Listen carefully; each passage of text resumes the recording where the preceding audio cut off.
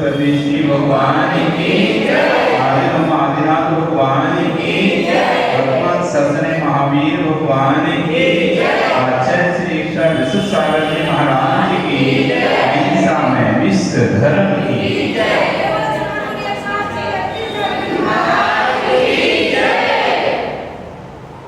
मेरी भावना यहाँ पर पाठ हम करते हैं और उसका विषय में समझ रहे हैं। हमने पहले अरहंत परमेष्टि के बारे में समझा, कौन होते हैं अरहंत परमेष्टि, कैसे होते हैं अरहंत परमेष्टि।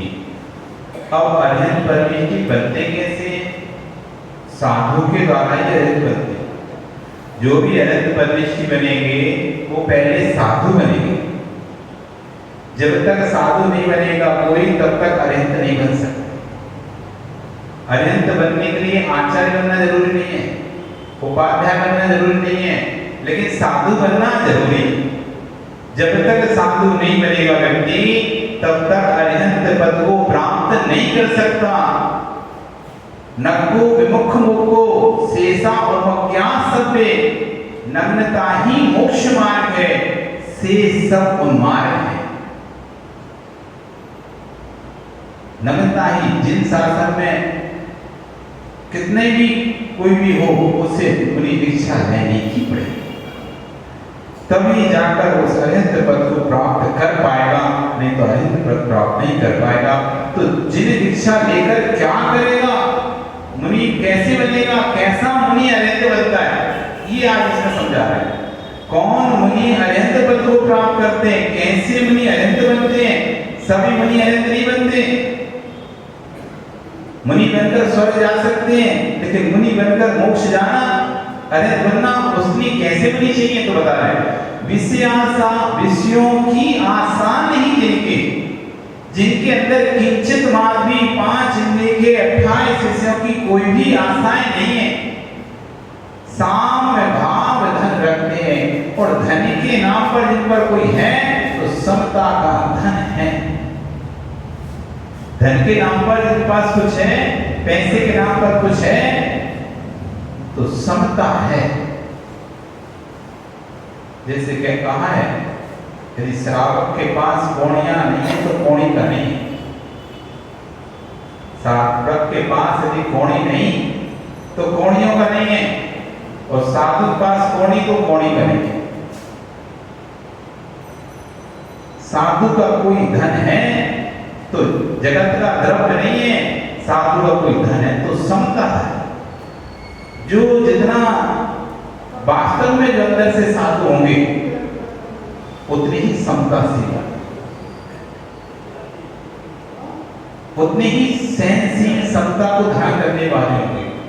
जैसे जैसे उत्कृष्ट बने को देखो ना, जगत में भी आप देखते हैं, जैसे जैसे व्यक्ति ऊंचे ऊंचे पद पर चला जाता है, जाता है, कम बोलना प्रारंभ करता है, कम मिलना प्रारंभ करता है,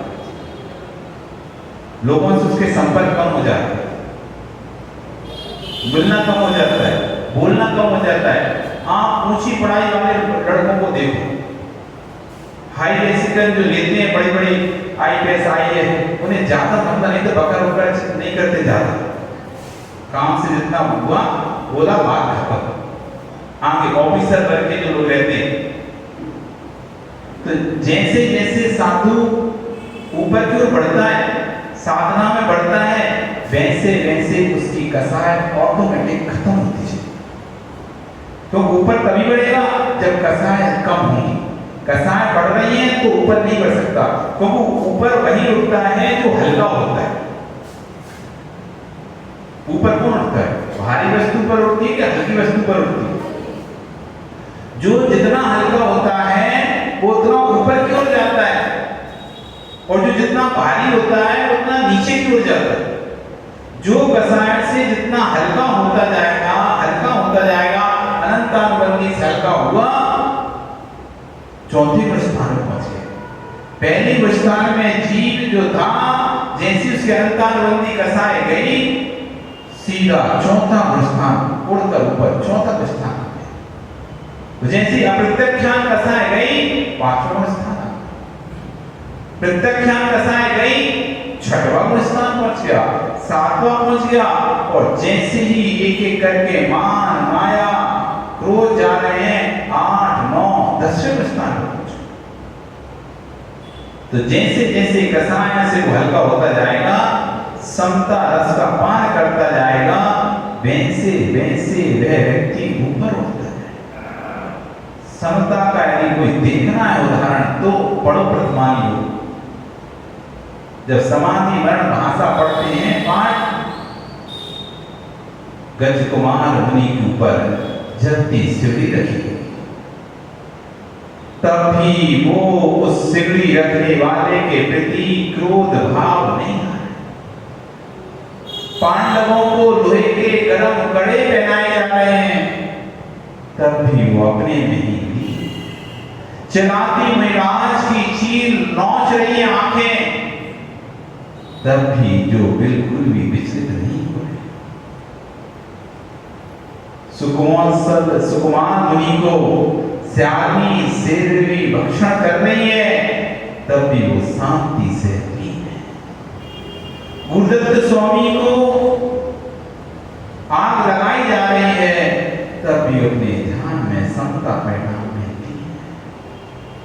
कार्तिकेय स्वामी को पूरे शरीर को वसूले से छीला जा रहा है, तब भी अपने ध्यान में। ऐसे मुनि बनते हैं भगवान। हर कोई थोड़ा भगवान बनता है, कोई भी भगवान बन सकता है। इतनी क्षमता चाहिए, इतनी क्षमता, कुछ भी हो जाए तब भी उपलब्ध नहीं कर रहे। उप तो छोड़ो, मन में भी विकल्प नहीं ला रहे।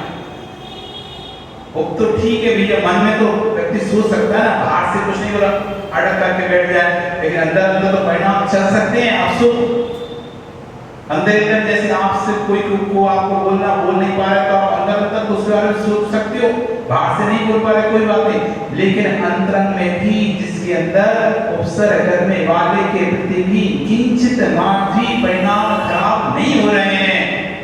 धन्य सोदर मेरा सैनिक गली में सर डाल के गया, तब भी उसके प्रति किंचित भी परिणाम खराब नहीं किया। ये है समता, मुनियों की क्षमता। ऐसे मुनि बनते हैं भगवान। कोई पूछ रहा था अभी पंचम काल भगवान क्यों नहीं बनते, तो इसे क्या था कि पंचम काल में भगवान क्यों नहीं बनते, क्योंकि ऐसी क्षमता नहीं है पंचम काल।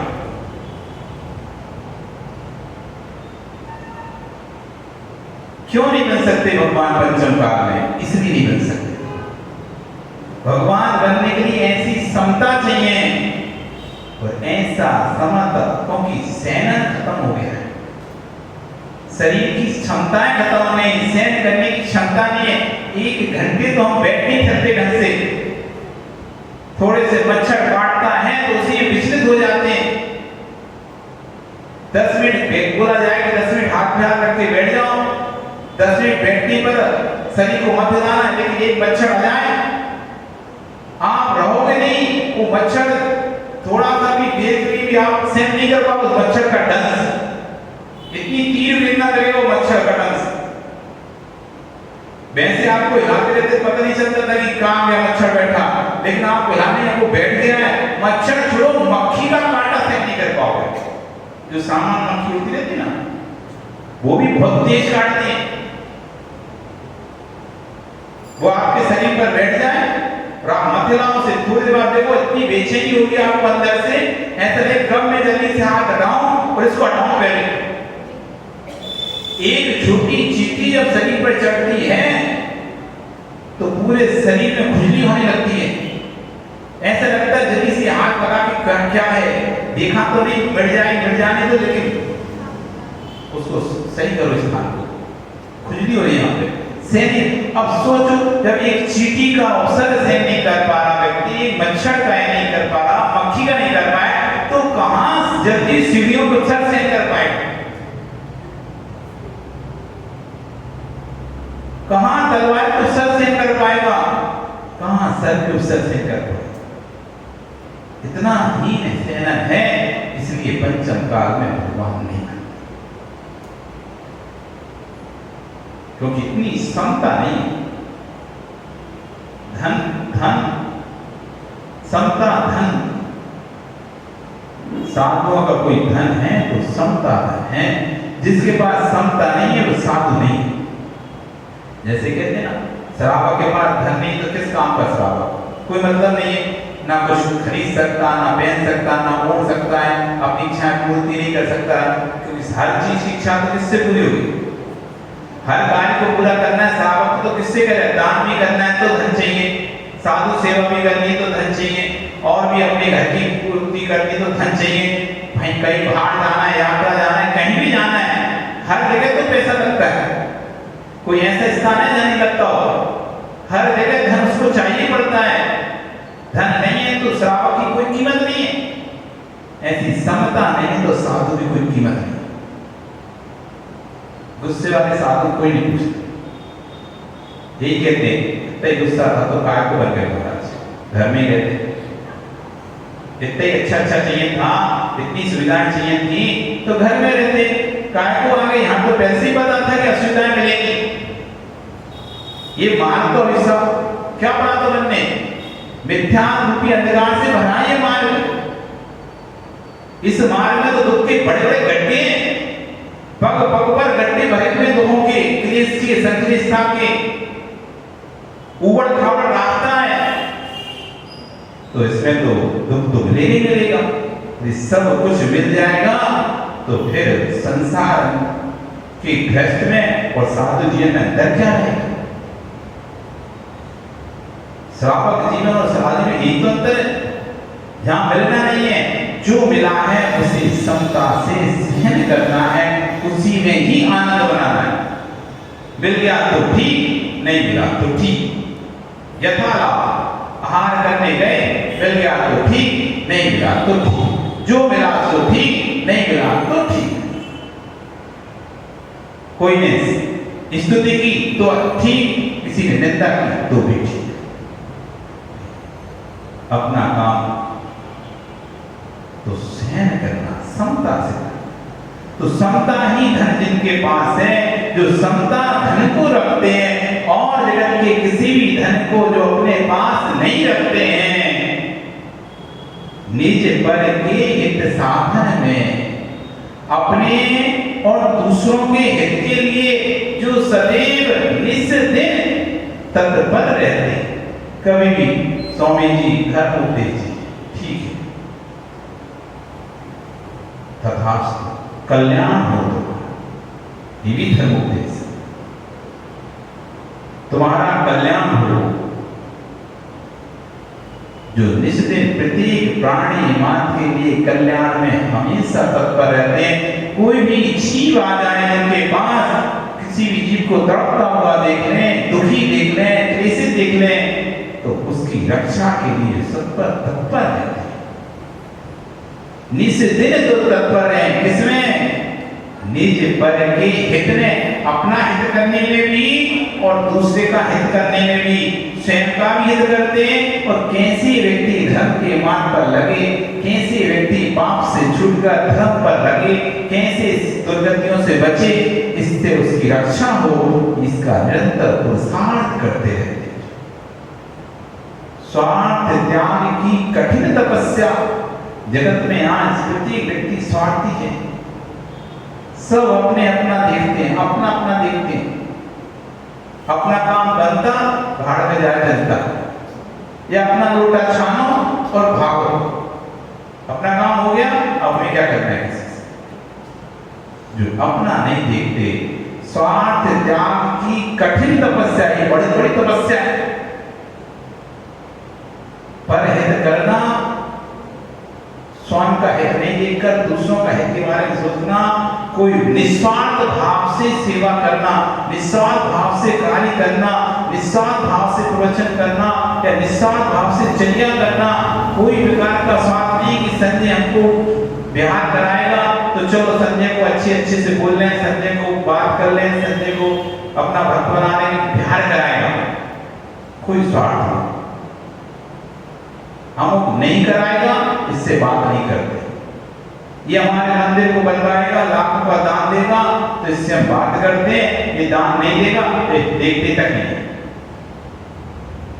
ऐसा स्वार्थ त्याग है सबसे बड़ी कठिन तपस्या। भोजन छोड़ना सरल है, आंख बंद करके बैठे रहना भी सरल है, बहुत आसान है, कोई कठिन नहीं है। लेकिन स्वार्थ का त्याग करना ये सबसे बड़ी कठिन साधना। महीने महीने का उपवास करना सरल है, कि स्वार्थ का त्याग करना बहुत कठिन है। तो स्वार्थ त्याग की कठिन तपस्या बिना खेद जो करते हैं, ये नहीं सोचते देखो कैसे श्रावक है, एक तो इनको इतना अपन सब देते हैं, इनके लिए समय भी देते हैं, प्रवचन भी देते हैं, तब भी लोग कैसे हमारे बारे में कुछ बोल देते हैं। कोई बात, इनके लिए अपन इतना करते हैं, तब भी लोग किंचित मात्र भी ध्यान नहीं करते। ऐसी जिनके अंदर खेद भावना नहीं आती, कि हम इतनी कठिन तपस्या कर रहे हैं, या स्वार्थ हमने इनके बारे में, इनसे कुछ भी नहीं चाहिए, हमको इनसे क्या लेना है, ये ना हम इनसे पैसे मांग रहे, ना धन मांग रहे, ना जायदाद मांग रहे, ना घर मांग रहे, फिर भी ये लोग कैसे कुछ भी बोल देते हैं। ऐसा भाव भी जो नहीं करते, नहीं तो भाव आता ना कि हमको तो इनसे कोई मतलब भी नहीं है, ना हमारी इनसे कोई दुश्मनी है, ना हमने इनसे कुछ मांगा है, ना इन्होंने हमें कुछ दिया है, फिर भी ये व्यक्ति कैसे ऐसे बोल सकता है, कैसे व्यक्ति इस तरह से कह सकता है, ऐसे भाव आ जाते हैं हमारे अंदर। लेकिन धन्य वो योगी जिनके अंदर इस तरह का किंचित मात्र भी भाव नहीं आता।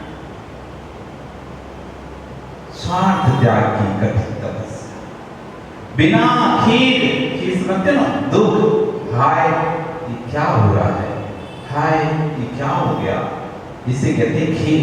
बिना खेद जो करते हैं, ऐसे ज्ञानी साधु जगत के, ऐसे ज्ञानी साधु ही जगत के दुख समूह को हरते हैं।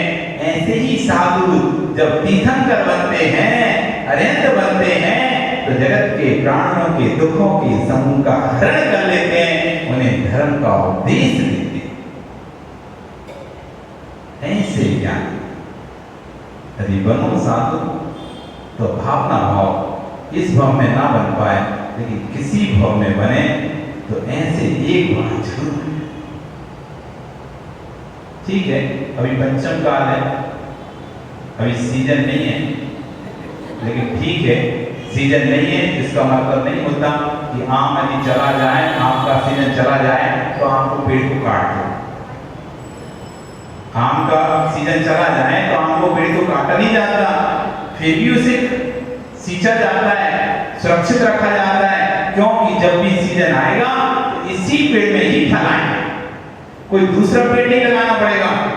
सीजन आएगा तो उसी पेड़ में ही पुनः फल आएंगे, जिस पेड़ में फल आए थे अब चले गए हैं, फल नहीं है, तो अब उस पेड़ को काटना नहीं है।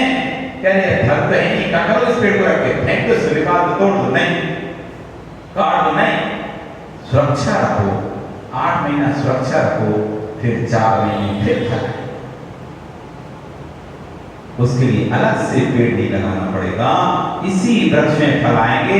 ठीक है, अभी ऐसी साधना नहीं है, लेकिन भावना तो है ना, इसी तो कह रहे मेरी भावना है कि मैं ऐसा मुनि बनूं, अभी नहीं है, अभी जैसे वैसे बन जाओगे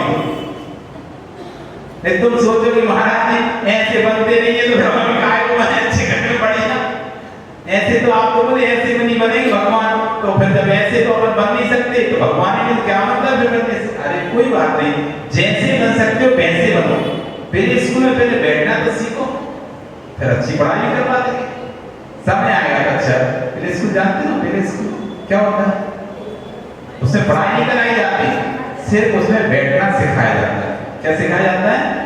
बैठना सिखाया जाता है। बैठो पहले, सुनो प्रमोद प्रदीप, अब तुम तो कपड़ा पहले विधियां प्राप्त करना है तुम्हें, तो कपड़े पहले मोक्ष जाना है, अरे पहले स्कूल में बैठो तो, आओ तो, फिर धीरे धीरे रिद्धियां भी हो जाएंगी, मोक्षी चले जाओगे। अब तुम्हें बैठना है नहीं स्कूल में, वो पास कर दो मान साहब, ऐसे थोड़ी ना होता है। आप तो बताओ पास कैसे हो गया? अब ये तो प्रति पूछता है, बताओ बिना स्कूल में पढ़े, बिना क्लास पढ़े, बिना किताब उठाए पास कर दो मैं। अरे स्कूल में आओ, बैठो, पढ़ो, एग्जाम दो, पास अपने आप हो जाओ, करने की जरूरत नहीं पड़ेगी।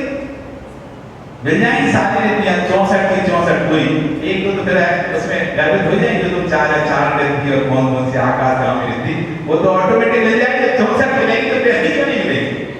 मिल जाएंगी सारी रिद्धियां। तो उसके लिए आपको बैठना पड़ेगा। ये पंचम काल प्ले स्कूल है, ये पंचम काल प्ले स्कूल है, ये अभ्यास है। अभी यहाँ पर अभी अभ्यास कर लो, जिससे चौथा काल जब आएगा तो फिर टाइम बर्बाद नहीं होगा, फिर टाइम बर्बाद नहीं होगा। यदि अभी अभ्यास नहीं किया, फिर चौथे काल में तो अभ्यास करोगे तो पता चला चौथा काल खत्म हो गया अभ्यास में। अब तो पता नहीं 20 कूड़ा कोड़ी तक फिर घूम बैठे रहो, अब पता नहीं कब फिर चौथा काल आएगा, फिर तुम्हें कब मिलेगा। अभी अभ्यास कर लोगे तो 82,000 वर्ष फिर मौका मिल जाएगा। और अभी छूट गया तो फिर तो 4 3 7 और 1 8 कूड़ा कोड़ी सागर इधर और 8 कूड़ा कोड़ी सागर, 9 कूड़ा कोड़ी ऊपर, 9 कूड़ा कोड़ी नीचे, 18 कूड़ा कोड़ी सागर तक इंतजार करते रहना पड़ेगा, फिर मौका ही नहीं है। इसलिए मौका मिला है, अभ्यास कर लो। कैसी भावना भा रहे हैं कि विषयों की आशा जिनके अंदर किंचित भी नहीं है, जो साम्य भाव के धन को अपने अंतरंग में रखते हैं, निज के और पर के हित के साधन में जो सदैव तत्पर रहते हैं, स्वार्थ त्याग की कठिन तपस्या का जो तपते हैं, बिना खेद के, बिना क्लेश की संकेतता के स्वार्थ त्याग की तपस्या का जो तप करते हैं, ऐसे ज्ञानी साधु जगत के दुख समूह को हरते हैं। ऐसे ही ज्ञानी साधु इस अर्जित पद को प्राप्त करते हैं और संपूर्ण जीवों के दुख का हरण कर लेते हैं। ऐसा साधु मैं बनूं, ये मेरी भावना है। आपकी क्या भावना? ये तो मेरी भावना है, आपकी भावना है ऐसी है। तो देखो ऐसा है, भावना जब भागते हैं तो कुछ भी करते हैं ना।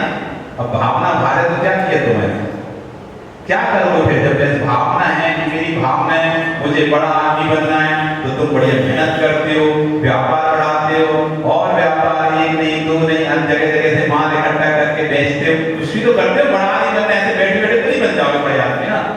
तुम्हारी भावना है ना ऐसा बनना, है कि नहीं ऐसा बनना? तो क्या कर रहे हो अपनी भावना में? कितने कदम आगे बढ़ रहे हो? 1 कदम 2 कदम 3 कदम, कितने कदम आगे बढ़े? कुछ बढ़े तो वहीं बैठे हो,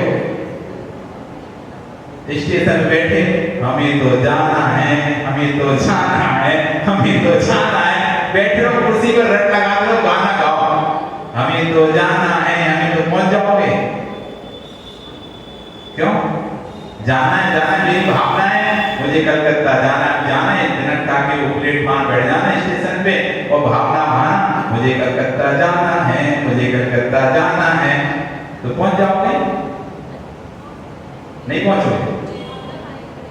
उसके लिए तुम्हें उठना पड़ेगा, टिकट खरीदना पड़ेगा, गाड़ी में बैठना पड़ेगा, तब जाके कलकत्ता जाओ। ऐसी मेरी भावना भाग तो रहे हो कि मेरी भावनाएं हम भी ऐसे नहीं बने, तो तुम्हें रात्रि भोजन त्याग करना पड़ेगा, आलू प्याज त्याग करना पड़ेगा, अभक्ष का त्याग करना पड़ेगा, धीरे धीरे थोड़े थोड़े नियम लेना पड़ेगा, तब तो कहीं आगे बढ़ोगे। अब रात में खाना ही है, आलू प्याज छोड़ना है नहीं है, बाजार का छोड़ना है नहीं है, सब कुछ तो करना है। तो हमारी भावना में ऐसे बन जाए तो 3 काल में नहीं बनते। हाँ नहीं बनोगे 3 काल,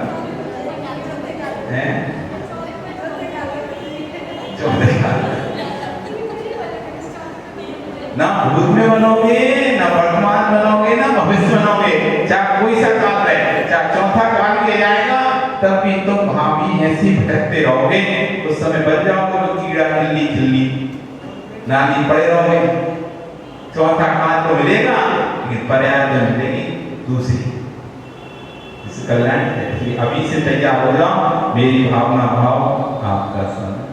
कल फिर आओगे, कल फिर हम और क्या भावना भाएंगे। ऐसे मुनि बनने की आज भावना भाई, उसका मुनि नहीं बन पाए तो श्रावक ही बन जाओ तुम ढंग के। मुनि नहीं बन पा रहे, मुनि बनने की भावना नहीं है तो श्रावक की भावना वालों के ढंग के श्रावक ही बन जाए। ढोंग के नहीं, ढोंग के श्रावक और ढंग के श्रावक, दो प्रकार के श्रावक में चर्चा करेंगे, ढोंग वाले श्रावक और ढंग वाले श्रावक। तो कल इसकी चर्चा यहाँ पर बताई जाएगी। नमो सिद्धांत नमो सिद्धांत नमो ज्ञान।